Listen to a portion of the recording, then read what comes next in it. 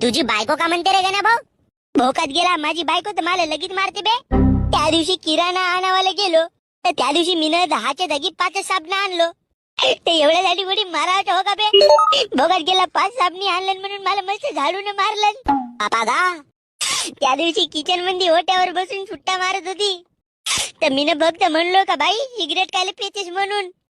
तर भोसडीजीनं माझ्या ढोंगणाला सिगरेट लाजवलं.